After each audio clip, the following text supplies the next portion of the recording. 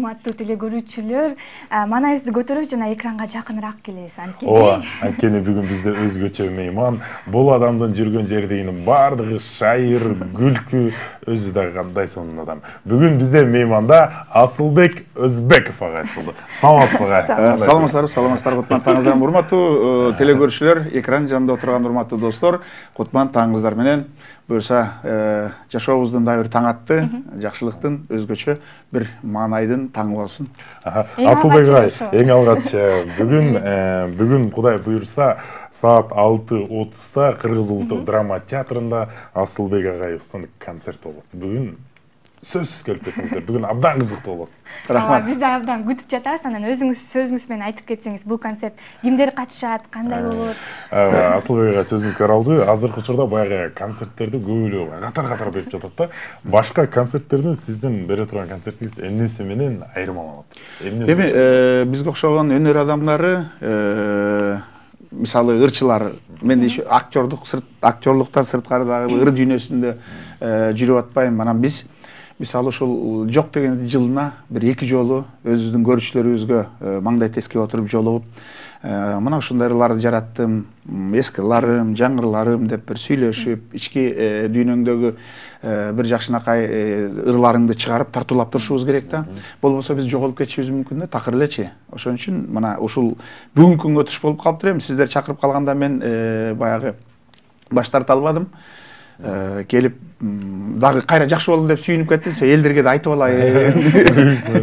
Баягы кыргызда айтылган жакшы сөз бар го, баягы пейли агадын тамак үстүнөн чыгат деген сиздин да пейлиңиз таза экен. Ошондой болуп калды болсо. Анан эми мен бул концерттен эмне Гүлдөйжан деп койдум. Ушул адамдарга кээде бир жакшы маанай тартуулагыбыз келет да. Бирок мен кичине мындай драмалык актер болгондон кийин лирикалык ырларга жакын баягы ырчымын. Мындай сыздаган, боздогон ырлар көбүрөөк болуп кетет. Анан көп элди баягы кичине жүрөгүн орто бербейин деп, анан силер эми жок дегенде күлдүрүп тургула деп Сакиш, Попуш, Кукуш баягы илгертен бери чоң иштешип келаткан коллегаларым Мурат, Эгемберди силер эми ортосунан күлдүрүп коюп тургула. Мен сыздатып турайын деп тамашалап, анан ошон үчүн ошол досторум ортолорунан тамашаларын тартылышат. Тамашага мен да өзүм катышам. Актер болгондон кийин бир кызыктуу тамашаларыбыз бар, аларга өзүм да катышам. Бизде улуттук академиялык драманы театрды тандап алганыңыз бекеринен болбосо керек, тарыхы бар болуш керек. Ошо жөнүндө. Бекеринен эмес. Мен окууну бүтүп келгенден кийин 1979-жылы мына ошо алгачкы жолу ушул ыйык сахнаны улуттук драма театрынын сахнасына аттагам. Кудайга шүгүр, ошол жерден залкарлар менен аралашып иштедим. Ушунчалык жомоктогудай жашоодо ошол адамдардан көп нерсе үйрөндүм. Талим тарбиясын алдым. Ошол жерден спектакльдерди ойнодум, көп образдар жараттым. Ошол жерден элге таанылдым. Ошол сахнага мен үчүн ыйык. Ошол сахнага кайра баргым келет. Ошол жерден сахнадан кайра ырдагым келет, сүйлөгүм келет, ойногум келет спектакль дегендей. Ошон үчүн ушул өзүмө бир жүрөгүмө жакын. Ошон үчүн ушул театрда алдым. Асылбек өзүңүз айтсаңызчы, 70 канчанчы жылдан бери иштеп жатасыз? 79-жылдан бери. Ошол Кыргыз улуттук драма театрына келгенде эң алгачкы ойногон ролуңуз? Эң алгачкы мындай болуп калды да. Брехттин Мамаша Кураж жана анын балдары деген спектакль коюлуп аткан экен. Бообек Ибраев коюп аттыр. Башкы ролдо Даркүл Күйүкова, Гүлсара Ажибекова, Бекин Сейдакматов, Асанбек Кыдыр Назаров. Мен жапжаш баламын да. Анан деген мага кичинекей бир эпизодду берип койду. Эпизодду бергенде да бир кирип чыкма бат эле бир мас солдатты берди да. Мылтыгасынан ушундай мас болуп келип. Кенедей бир кичинекей эле бир эпизод деп коебуз да. Ой сүрдөгөнүм да. Масты ойногон азап экенин мен кийин түшүндүм да. Оңой көрүнгөнү менен мас эмне кылжактап койсо эле мас азап экен да. Мен чыгам окшобойт, болбойт. Сүрдөйм келип алып, жаңы келген, жакындай албайм, Даркүл эжелердин жанына, Гүлсара эжелерибиздин жанына жакындай албайм, калчылдап сүйлөй албайм, 5-6 сөзүм бар, ошону айта албайм. Режиссер мындай кыл дейт, же окшошпойт. Анан мага ошол эсимде да, Ажибекова Гүлсара мына мындай кылсаң деп айтып, Даркүл эже мына мындай чыксаң деп, мен болсо ушундай башты жерге салып, макул мындай деп өмүр унутпайм. Ошонун баары көз алдымда. Бул алгачкы жолу ошол кичинекей эпизод көз алдымда өмүр бою калды да. Бирок мен ошолдо сүрмөлөгөндөрү ушунчалык бир баласынтпай ошол ушундай бир багыт бергендери ушунчалык бүгүнкү күнгө чейин толуктат. Демек ошол адамдардын сизге берген багыты ушул үчүн жетилип келген да. Асылбек агай, сиз айтып алдыңыз, Кыргыз улуттук драма театрында кандай сонун эң чоң кыргыздын корифейлери менен иштешип болдуңуз. Керемет. Сиздин андан кийинки бул ырчылык талантыңыз. Сиз негизи эң башы баягы актерсуз сиз. Сизди көпчүлүк кыргызстандыктар баягы ырчы деп билишет да көбүчө, бирок сиз негизинен актерсуз. Ооба. Театральный актерсуз. Кайсыл жерде окуу жайды бүтүп келдиңиз? Мен Ташкенттеги театралдык институту бүтүрүп келгем. 75-тен 79-га чейин иштедик. Эми менин курсташтарым бүгүнкү күндө өтө белгилүү актерлор. Замир Соронбаев, Калича Сейдалиева, Тынара Абдразаева, Сайра Мырзалиева, Анара Сыдыгалиева, мына ушундай Замира Аклаева бүгүнкү күндө режиссер, Нарын театрында иштеп аткандар бар, Көл театрында иштеп аткан курсташтарым бар. Биз өзгөчө 20-га жакын бала бүтүп келгенбиз. Кудайга шүгүр, ошондон бери мына өнөр дүйнөсүндө келе атабыз. Эми аны менен актерлуктан сырткары мен өзүм жан дүйнөмдө ыр дүйнөсүнө жакын. Мен музыкалык мектепте Абдыраевде окуп калгам. Мен өзү үйлөмө аспаптарда кларнетист болчумун. Ошон үчүн кичи анча-мынча нота тааныйм. Ыр эмне экенин, нота эмне экенин анча-мынча түшүнүгүм бар. Ошон үчүн баягы обон чыгарып ырдап калганым да ошондон болду. Эми андан сырткары телевидение, кино, улуттук оюндарда баяндамачы катары актер көп нерсени жасаганга жетиш керек, аракет кылыш керек да. Аны өзүңүздүн жүрөгүңүзгө, жан дүйнөңүзгө кайсынысы жакын? Актердукпу же ырчылык? Мен үчүн баары кызык. Бардык жагынан өзүмдү сынап көргүм келет да. Ошон үчүн баарына жетишкенге аракет кылам. Кино болобу, телевидение болобу, баяндамачылык, комментаторлук болобу, ыр дүйнөсү болобу, концерт болобу, сахна болобу, бүт бардыгына колуңдан келишинче мүмкүнчүлүгүңдү пайдаланганга аракет кылышың керек да. Анан бул мындай деп билбейм, мен башоту менен киргенге аракет кылам. Жакында эле биздин баягы сиз биздин улуттук Кыргыздын улуттук оюну болгон Көкбөрүдө дагы сиз Көкбөрү окшошпойт. 97-жылдан бери. Жакын арада эле бир улакчы жигиттер менен сүйлөшүп отуруп калдым. Анан ошолор айтат да, ал улакты башка киши алып барып калыптыр, сиз жокчу. Бирок баягы мамлекеттик деңгээлдеги улак эмес экен, анан ошол кишилер айтып атпы, Асылбек агай сиз окшошпойт экен. Ал киши бизди улак тартып барып сөгөт сада окшош берет, майдай жагат депчи, баягы ойноп баратканда. Ар бирин мүнөзүнө жараша, кээде кебете кешпешине жараша тамашалап. Бул спорттук оюн, бул шоу. Ошол жерде дүрбөп турган элди алаксытыш керек, сүрөш керек, күлдүрүш керек, анан оюнду кыргызча алып барыш керек да. Кыргыз башкача сүрөйт да. Өлдү, адам болбой калды. Ушундай кантип болду? Ягок, бу эмне кылганың дегендей. Кыргыздыкы башкача да мындай кургак баяндабаш керек. Бул жерде нака ички кыргыз өтө берилип кетет. Сүрөгөндө да башкача сүрөйт кыргыз. Ырдап атканда да кандай сүрөйт билесиңер да. Жөн эле кыйкырбайт. Балек укмуш сөздөрдү кошо айтып, ошолорду кошуп кыйкырат. Асылбек агай, сиздин бир эмеңиз чыгат. Сиз баягы актерсуз. Ар бир сиз кайгылууларды да, шаңдууларды да кое аласыз да. Ушул жериңиз мага абдан жагат. Мисалы, Фаридам, кандай сонундар? Ырсырам келчү. Ырсырам келчү. Ооба, мынча келгенде эртең менен кичине шаңга бөлөп кетиңиз бизнес туруп чай ичип аткан досторубуз бар, жумушка шашып аткан досторубуз бар. Мүмкүн микрофонго эметкен жокпу? Төшөктө оонуп жаткандар да бар. Турсамбы, турбасамбы деп көздүмдү ачып коюп, ким сүйлөп атат тиякта деп. Келиңиздер, урматтуу кыргызстандыктар, бардыгыбыз көгүлтүр экранга жакындайбыз. Азыр бизге Асылбек агай эң сонун чыгарма тартуулап берет. Кайсы чыгарма? Мен өзү дайыма өмүр деген ырым менен баштайм да. Айтам, ушул угармандарга, маңдайыбызда отурган досторго, силерге мен узун өмүр каалайм. Бул ырдырдаган себебим мен дайыма ичимден ырымы кылам ушул. Кудайым тынччылыгын берсе экен, өмүр берсе экен, адамдын өмүрү узагыраак болсо экен, денсаулыгы болсо экен, бала бакырасы менен жакшылыкта жүрсө экен деген ой менен эле дайыма ушул ырым менен баштайм да. Бүгүнкү таңыбыз деле ушул өмүр каалайынчы бардык досторубузга,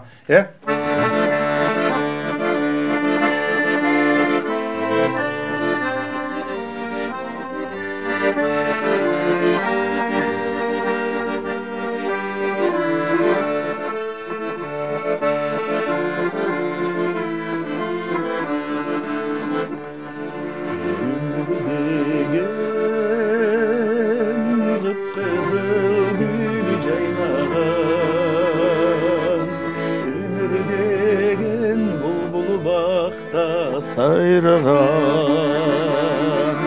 өмір барда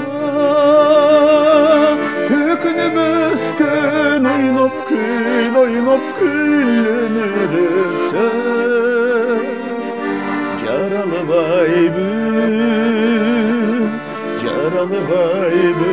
қайрадан өмірсен жалқып жатқан гүлдейсің бірде өмір салқын соққан желдейсің қалағанша пайдалана бергідей жіберсең қолды бойына емессің жашшылығым қайда қалып баратар өмір өтсе ақ шашқылып жаратар арт жағымдан ақ жолығын бұлғалап алыс қалды айланайын қағылайын балача айланайын ай балача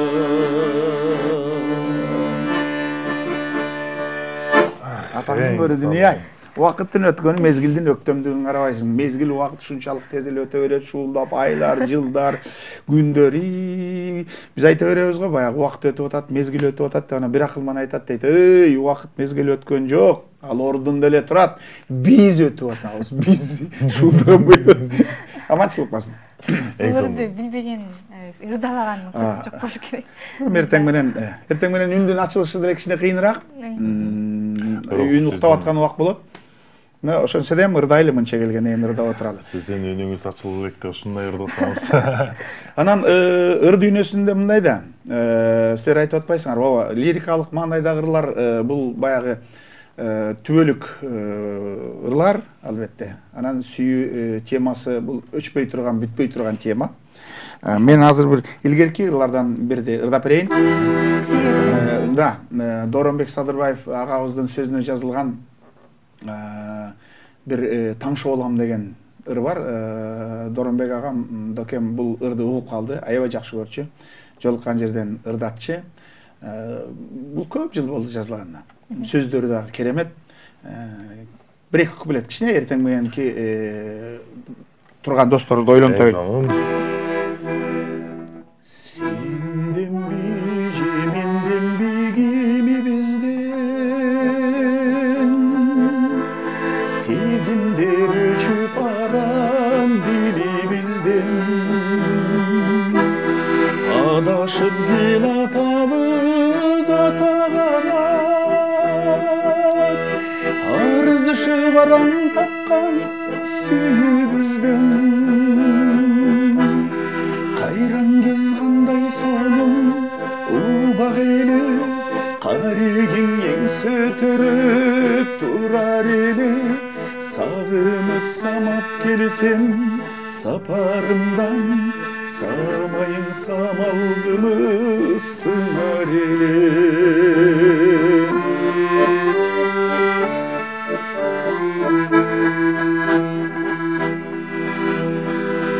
Şirdidi kıyalın cayda ele Kılığın kırda azot ayda ele Altınımday da jürsün aman bolu deyip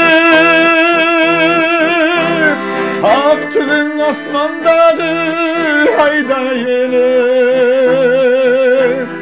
Gün öttü gülgün Yıllar öttü, büyüt olup bizdin yaştı, hırlar öttü. Sargarıp güzde düşkün, jalbıraktay, sananı sapırıktan sırlar uçtu.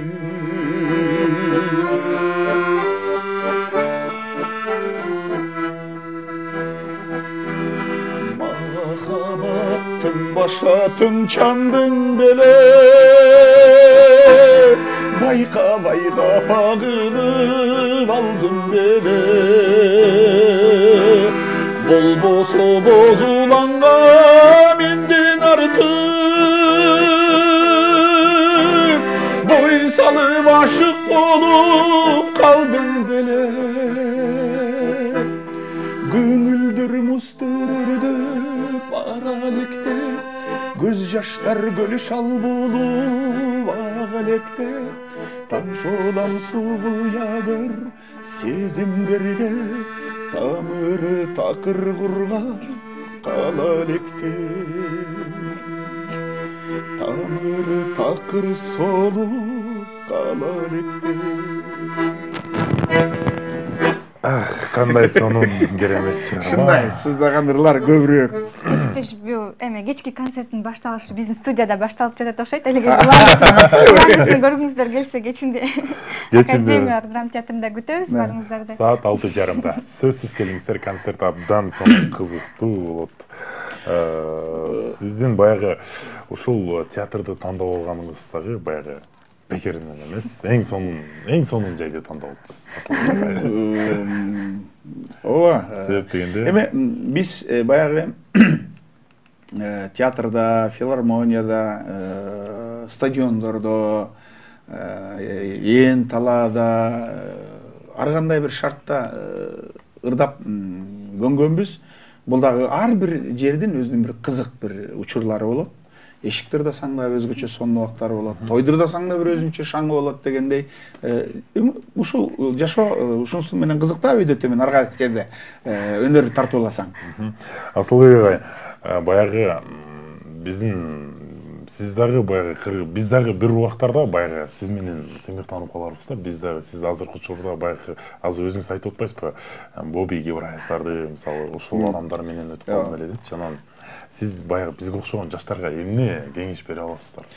Жаңы чыгып аткан ырчылар мындай да кээси угат, кээси укпайт, кээси кабыл алат. Көпчүлүгү мындай сын пикирди кабыл алганы жакшы болот эле да. Себеби биз ушул театрдын босогосун аттаганда, сахна, ыйык сахнаны аттаганда, өзүң өнөрү көрсөтө баштаганда биз улуулардын кеп кеңешин укчубуз. Мындай боло, мындай басыла, сахна деген мындай болот. Аркаңы салба, деген мен ыйык бу жер. Эми окуп келгенбиз атайынчы. Анан көпчүлүгү жаштар кээде байкабай кетип атпайбы? Сахнада жүрүүнүн өзүнүн маданияты бар. Сахна тазалыкты, сахна сулуулукту сүйөт. Анан ырлар боюнча деле ошол ырдаганда деле баягы өзүлөрү жаңы оондор чыгара башташты, бирок жаңы оондору өткөн жок. Анан ретро деп коебуз, илгерки оондорго, элдик ырларга кайрыла башташты. Ошол ырлар өтө баштады. Элге жага баштады. Бирок ошол ырлардын да кээ бирин бузуп ийип атышат да. Сөздөрүн бузуп ийип атышат, оонду бузуп ийип атышат. Аларды деле айтабыз. Айтсаң кабыл алышпайт. Ошол ырдап атканда улуу муундардан деле сурап койбойсуңарбы? Могу сөз ушундай беле депчи. Тескери сөздөрдүн баарын ырдап ийип атышпайбы? Такыр бузуп. Аларды уккан жаштардын баары кийинки муун ушундай турбайбы сөзү. Оон ушундай турбайбы деп ошону ээчип кетип атпайбы? Анан бери жактан угуп туруп жаның кейийт. Ошол эле айтарбыз. Мындай кичине бир түпкү нускасы болот ар бир ырдын. Радионун фондунда жазылуу.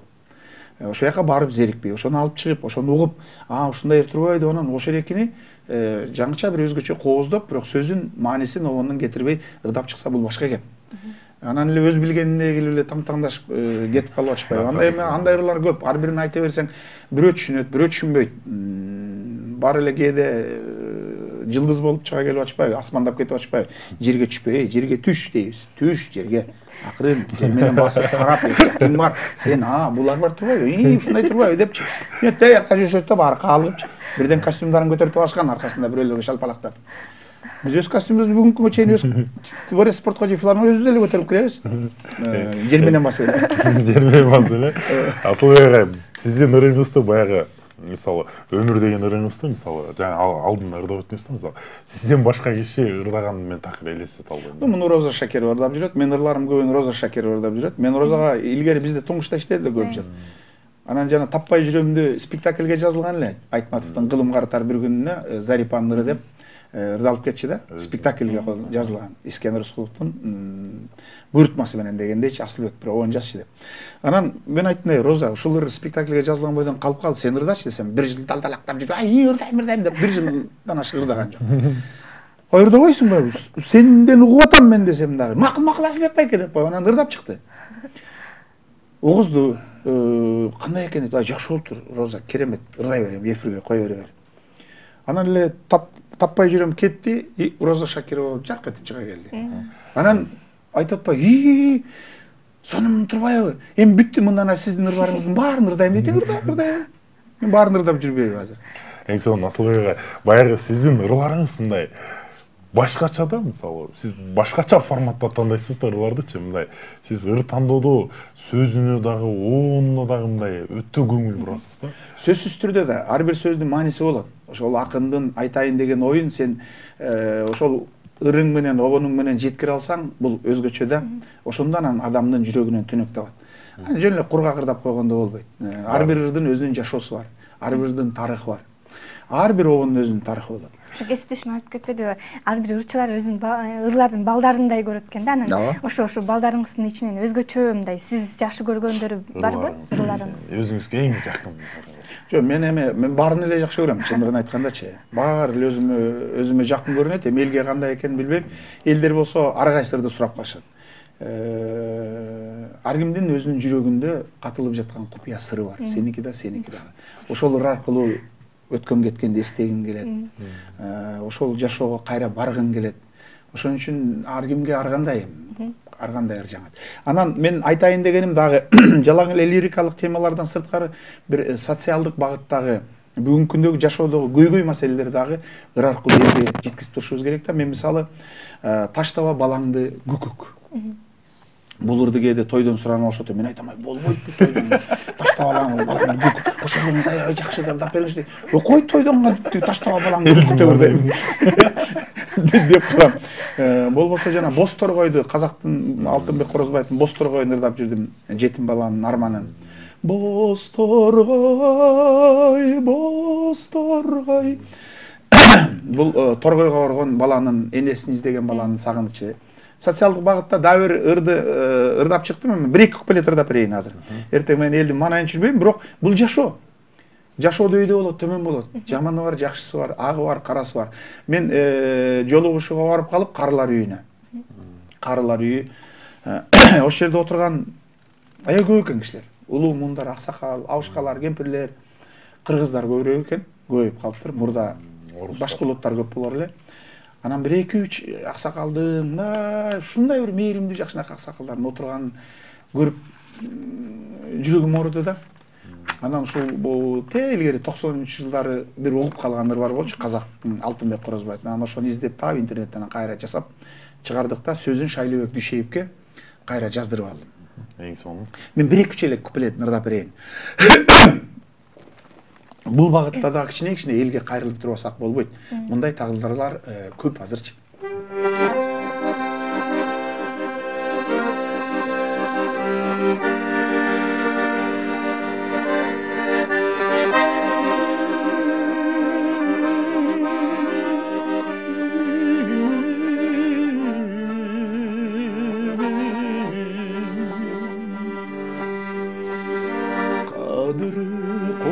Түшкөн кара чалмын, каңгыган кара чалмын, сана сарбын. Кантиң коргулдуң го кайран балам, кайгынын торунда мен ала салдым.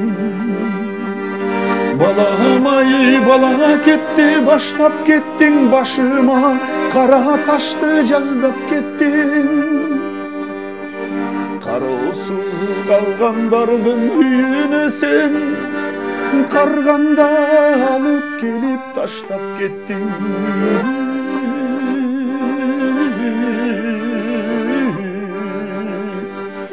Көп болду элесиңди көрбөгөнүм, көп болду энеңди да жерге бердим. Балам деп көз өткөнчө ыйлап жатты жаныма, катуу баттай келбегениң. Жүрүсүң чолом тийбей кабарың жок, жатамын күндүз санап амалым жок. Айтчы элең жаш кезиңде эсиңдеби, атамды өлгүчөктү багамынды.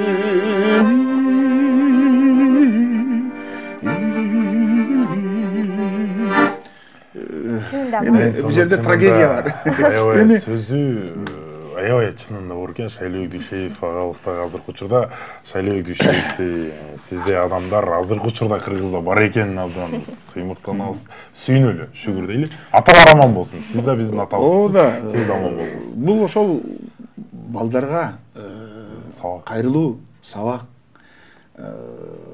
Ата-эне ошол баланы кандай тарбиялап өстүрүп, жарык дүйнөгө келгенден баштап жонуна көтөрүп, эркелетип, ойнотуп, андан кийин эле ошол балаң сени таштап кетсе, карабай кетсе, азап, трагедия да бул. Ошон үчүн кээде биз өнөр адамдары ушинтип элге кайрылуу жасап турушубуз керек. Социалдык багыттагы кичине оор маселе. Албетте сиздей адамдар баягы элге кайрылып туруусу бул абдан жакшы, анткени баягы эл бат кабыл алат. Сизде чоң адамдар бар. Асылбек ушунун артынан бир шаңдоорун ысырдап эмес, Фаридам деген өзүңүздүн оозуңуздан уккум келип жүргөндөрдү. Эми ошолордун да кичине тарыхына кайрылып. Фаридамда биздин жаштыгыбыз бар. Фаридамда биздин алгачкы сезимдерибиз бар. Фаридамда бир айылдагы 9-10 класста окуп жүргөн ушундай бир керемет убактар, сезимдер, алгачкы жакшы көрүүлөр ушулар да бар. Ошон үчүн ушуларды көбү эстешет да. Мен тамашачыдан айтып калам. Болуп тур, Фаридамды ырдап берейин. Бирок ошо Фаридаларды эстегиле. Жаныңда келинчегиң отурса, өлүмүш болуп отура бер, бирок ошо тиги Фаридаларды эстеп отур деп. Ар кимдин өзүнүн Фаридасы бар да, сенин да Фаридаң бар. Ооба. Сенин да Фаридаң бар дегенде ички дүйнөңдө. Бул 75-жылдары жаралгандыр. Ош театрында иштеген Тынарбек Аманов деген мыкты актер агабыз бар болчу, тилекке каршы бүгүн жок. Арабызда кереметтерди жазып иштеп кеткен.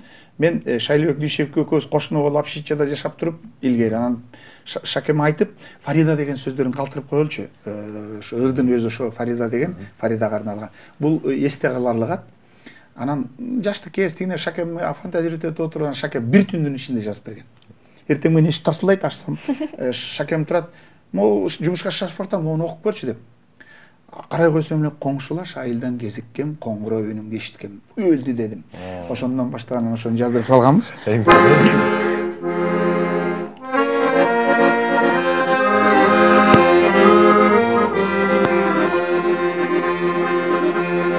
Коңшулаш айылдан кезиккем, коңгуроо үнүңдү эшиткем.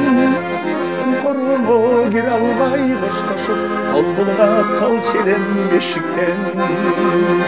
Коромо кире албай коштошуп, кол булгап калчу элем эшиктен.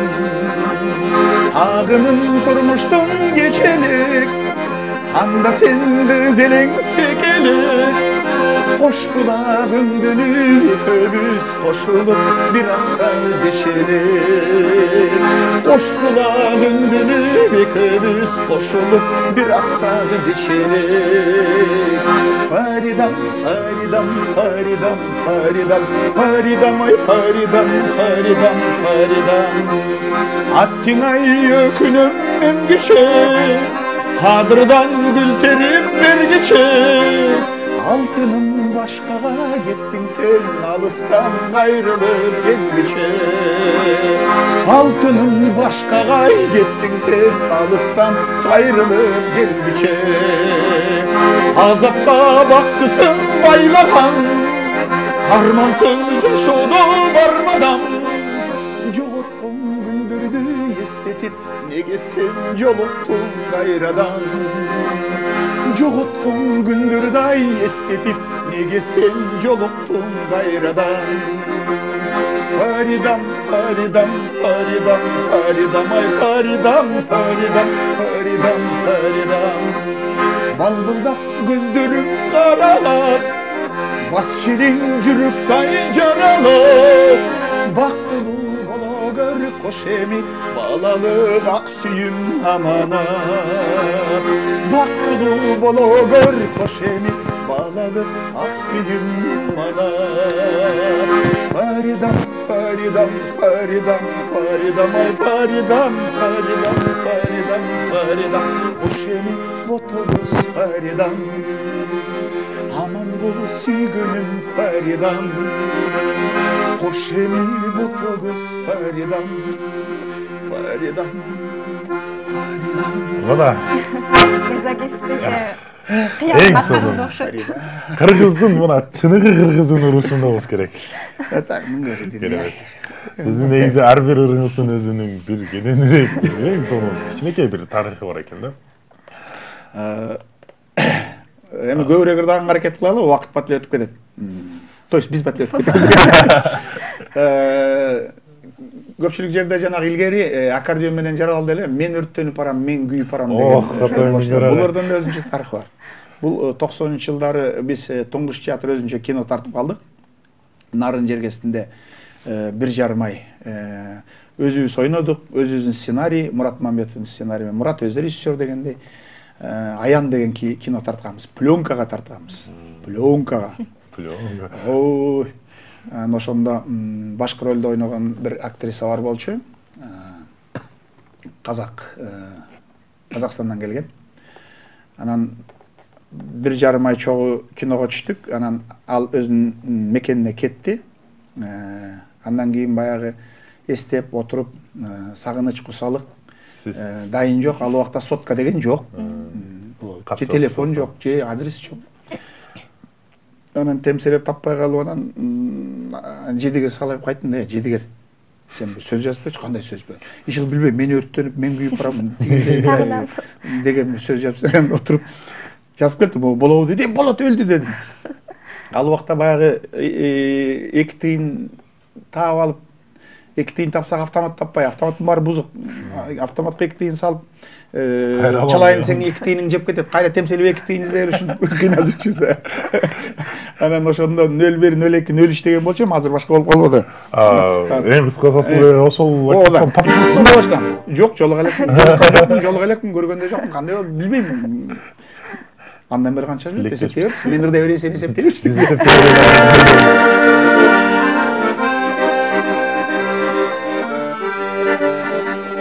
Күгүмдү такыр аргандай,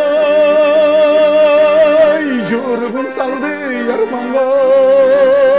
Жүзүң такыр чалбайсың, номуруң жыгжы чалгандай. Күтүдө күндү таң атат, кең дүйнөң тарып баратат. Сен неге күндү чалбайсың, чалбайсың, чалбайсың. Кабарсыз арсатта жатат, да жатат. Мен бир анам, мен өрттөнүп барам, мен күйүп барам. Мен өрттөнүп барам, мен күйүп барам.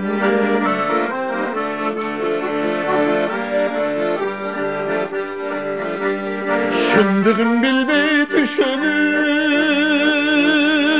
шыңғырың сенің күтемін, шыбырың сенің сағынып, чыдабай жаным түтөдüm. Сағындым үнің қандайсың, санаңа неге албайсың, сағынтып қойып сарығыз, сарығыз, сарығыз, саат сайын неге чалбайсың, чалбайсың. 0,2, alo, men örttönüp baram, men kuyup baram, men örttönüp baram, men kuyup baram.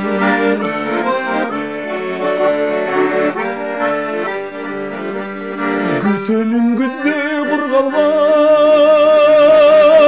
gütüden kaldım ulgaymay. Tınşağı çemez kolumda, yürügün senin turganday. Ünündü sekip boloyun, bir sensin gütkön konağım. Çalçı bir ünün yazdırıp, yazdırıp, yazdırıp, üyüme koyup koyayım, koyayım. Ey üç anam, men örttönüp baram, men büyük baram, men örttönüp baram, men büyük baram. Mağa gerek tez, tez, tez, tez, tez jardan. Alo, Alo, alo, alo, alo, alo, alo, alo, alo, alo.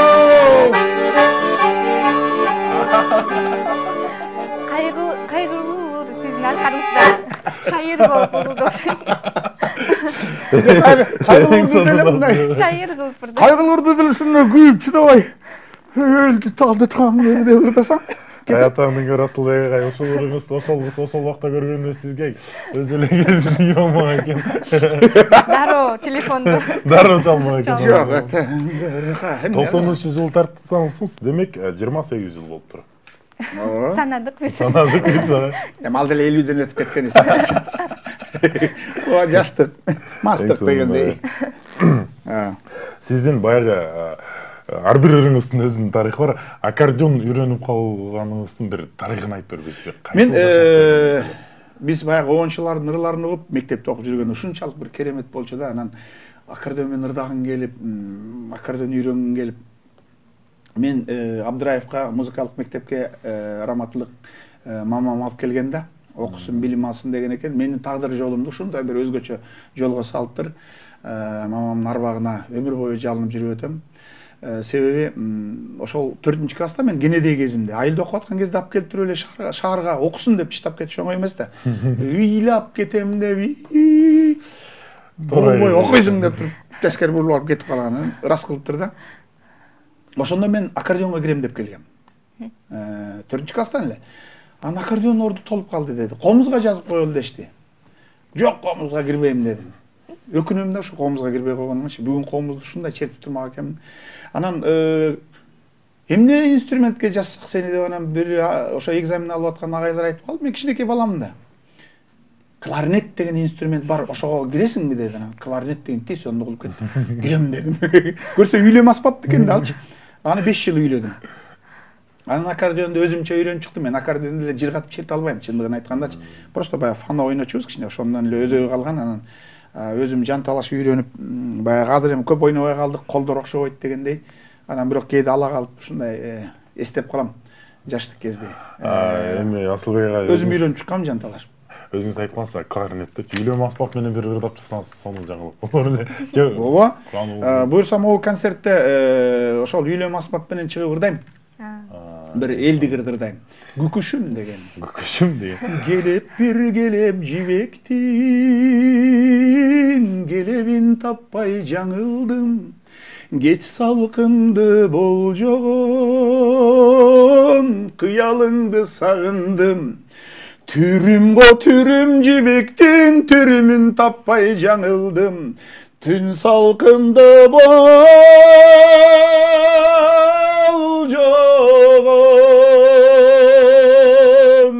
күкүшүм күкүш, ай күкүш, күкүш ай, алда кыялыңдың сагындым деп туруп анан. Чор менен да деп. Чор менен окуңуздар кечинде күтөбүз аны. Бүгүн Асылбек агайдан бир өзгөчө эксклюзив. Бүгүн Асылбек агайыбыз концерти өзгөчө чопот чор жана үйлөм аспаптардын коштоосун өтөт экен. Албетте келиңиздер, бүгүн калбаңыздар. Бүгүн саат 6:30 Кыргыз Улуттук Академиялык драма театрында бүгүн болот. Анан Асылбек агай, бүгүн концертиңиз болуп аткандан кийин баягы элге таң атпай жакшы сонун маанай тартуулардыңыз. Анан сиз менен сүйлөшкүбүз келбей эле, сизди ырдаткыбыз эле келип атат агай. Дагы бир сонун ырыңыздан бир тартуулап берип коесузбу агай? Мен жаңы ырлардан ырдап бергенге аракет кылайын. Азыр моурда бир эки кайрыктарын ырдап берейинчи. Бул өмүр темасы менин ырларымдын көбүндө орун алганда, өмүр темасы. Чиркин өмүргө баллада. Анан Кыялбек Урманбетовдун керемет сөздөрү бар. Өмүргө баллада депчи. Анан ошого илгери апамдын махабаты спектаклине, бул спектаклдин өзөгү катары кеткен оонду ыр болчу да. Анан ошо бойдон калып калган спектаклде ырдалып. Анан ошону кайра бир жандандырып ырдап чыктым. Анан аккордеон менен да кээде ырдагым келип калат да, бир куплет ырдап берейин. Азыр жаңылып кетпесем экен, бишелек дегендей да. Бул мындай да. Мен сага туш болуп, көңүлүм куш болуп, Çarkaylanam gana dirildey, gündürüm tündürgü, tündürüm gündürgü, almaşıldı gözgön gilim bey. Turmuştun sırnay, taşbaka kıvray, ha ömür zımray, zımray, zımray. Şaşılmay taşbaka, İsalat çarçasa, ha ömür zımray, zımray, zımray. Kaydamınca aşıgasın, kaydamınca şaşılasın, hala kaçımasın uçurum. Canımdı göpke gitpeçi, toktoy turçu demitpeçi, kandırayın yaştır susunum, kandırayın yaştır susunum. Эң сонун. Укмуш бунун сөздөрү ошондукта. Сиз менен күн түн сүйлөшүп отурууга болот экен, бирок бизге берилген убакыт соңуна келди. Отуруп турачы. Эл журт менен түндө эле жал үйбөйбү. Рахмат. Сизге эркин микрофон берели. Элге болгон каалоо тилектериңизди ушу концертке чакыруу иретинде айтып кетсеңиз болот. Эми биринчиден мен силерге чоң ыраазычылык билдирем. Ушинтип эфир аркылуу биздин көрөрмандарга, угармандарга, күйөрмандарга жолугуштуруп койгонуңарга мен көптөн бери чалып келесиңер. Чындыгын айтканда убактым болбоду, бир күнү көлдө, бир күнү тиякта. Анан өзүм дагы калпчы болгондой болуп жүрдүм эле. Дайыма чаласыңар, келип бериңизчи, келип бериңизчи. Анан бүгүнкү күнгө туш болгон экен. Дароо макул болдум. Концертимдин астында эл менен да сүйлөшүп, жолугушуп. Анан урматтуу телекөрүүчүлөр, дагы деле ошол айтарым, элибизде тынччылык болсун, аманчылык болсун. Жана мен ырдап жүргөндөй тиричиликте бирибизге бир көңүлүбүздү калтырышпай, жакшы сөздөр эле, жакшы мамиле, каалоо тилек, ушундай бир жакшылыктарда кээде маанайыңыздарды дайыма эртең менен таң атпай жаркытып, өзүңөр бир тегерегиңерге бир өзгөчө бир аураңарды тартуулап, ишиңерде ийгилик болуп, жакшылык болуп турсун. Көп ырдай албай калабыз мындай жердечи, убакыт батып өтүп кетип калат чындыгын айткандачы. Ошон үчүн эгерде убактыңыздар болсо, кечинде Кыргыз Улуттук драма театрына келип кетиңиздер, 6:30-да. Эми 6:45-те баштап калабыз го чындыгын. Мүмкүн болсо, билеттер болсо кассада, театрдын кассасында сатылып атат. Рахмат, аманчылык болсун. Күтөбүз. Чоң рахмат сизге дагы. Чоң рахмат Асылбек агай, биздин телевиденияга келип бергениңиз үчүн, жалпы телевидениянын атынан сизге ыраазычылык билдиребиз. Анан өзүңүз көбүнчө өмүр жөнүндө эң сонун ырларды ырдайсыз. Ушул өмүрдө өзүңүз өмүрүңүздө эң сонун бир из калтырып кеттиңизчи Кыргыз элине. Рахмат. Рахмат. Кийинки учурда дагы сиз эскерип калдыңыз, жанагы улуу корифейлерди биз дагы сизди эскерип калдык. Асылбек агай менен бирге отуруп. Ал убакта биз сиздин жашыбызга келип калган болот. Аманчылык болсун. Бүгүн биздин Мырза экөөбүздүн кыябыбыз орундалды окшойт. Чоң рахмат. Биз ушундай жагымдуу маанайда эфир менен коштошобуз, сиздер менен коштошобуз. Аманчылыкта дагы жолугабыз. Урматтуу кыргызстандыктар, Кудай буйрса биз сиздер менен коштошпойбуз. Жөн гана эмки берүүдө көрүшкөнчө.